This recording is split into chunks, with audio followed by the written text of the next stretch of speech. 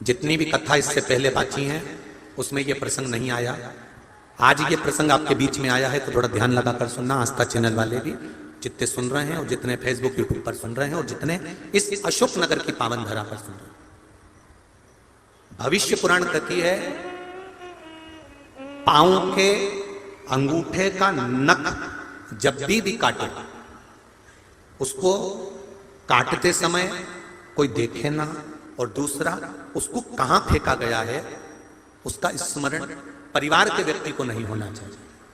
कारण भविष्य पुराण कहती है हमारे पैर के नख का अंगूठा का नख, पैर का जो अंगूठा है उसका जब हम नख काटते हैं और काटकर हम उसको फेंकते हैं, उस पर से जितने मनुष्य जितने जीव निकल कर जाते हैं, जितने जीव निकल कर जाएंगे, जितने मनुष्य निकल कर जाएंगे शरीर में, उतने मनुष्य को गिन लीजिए, उतने रोग इस मानव के शरीर में मृत्यु के पहले आते ही है। ये निश्चित है, भविष्य पुराण के अंतर्गत लिखा।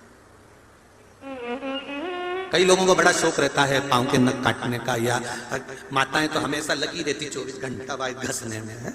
तो निवेदन है कि आप पांव के नख काटो, मना नहीं है, पर उस पांव का नख अगर कटा हुआ है, अंगूठे का नख अगर कटा हुआ है, उस अंगुष्ठ के कटे हुए नख को तुम कहीं गटर में, नाली में, कहीं किसी ऐसी जगह पटको जिस पर किसी का चरण ना आकर पड़े। जितना अगर कोई बच्चा, कोई बूढ़ा, कोई व्यक्ति उस नख पे से निकल कर जाएगा, उतना शरीर में मरने से पहले जितने लोग लांग कर गए हैं उतना शरीर में रोग आएगा, ये निश्चित है। उस रोग को काटने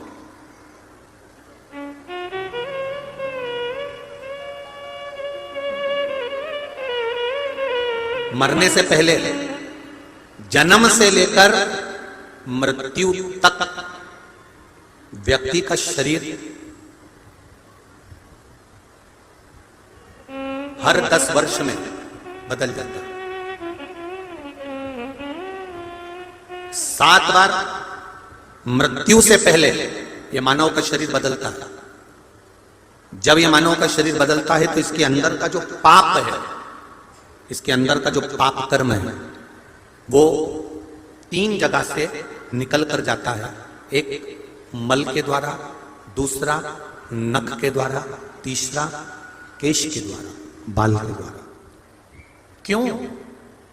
गया जी में तर्पण करने जाते हैं, पिंड देने के लिए जाते हैं, हरिद्वार में पिंड देने के लिए जाते हैं, ब्रह्म कपाली करने के लिए बद्रीनारायण जाते हैं, या घर में कोई चले जाता है तो कहा जाता है बाल देना पड़ेगा। आखिर कारण क्या है? इस केश में, इस बाल में ऐसा है क्या?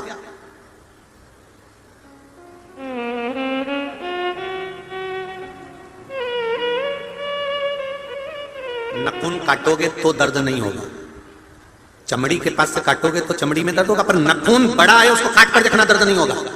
बाल चमड़ी के पास से काटोगे तो दर्द होगा, पर बाल वैसे ही काटोगे तो दर्द नहीं होगा, क्योंकि पाप कृत्य में जो लिप्त होता है उसको जब नष्ट करा जाता है तो उसमें दर्द का भान नहीं होता।